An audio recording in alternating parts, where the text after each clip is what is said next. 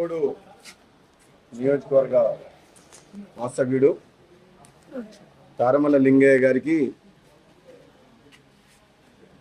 ప్రణయ Godavari cinema నిర్మాత మరియు డైరెక్టర్గా వహించి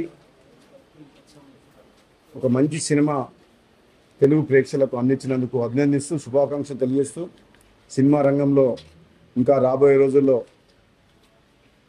తెలంగాణ ప్రాంతం నుంచి ఇటువంటి వ్యక్తులకు మంచి భవిష్యత్తు ఉంటుంది.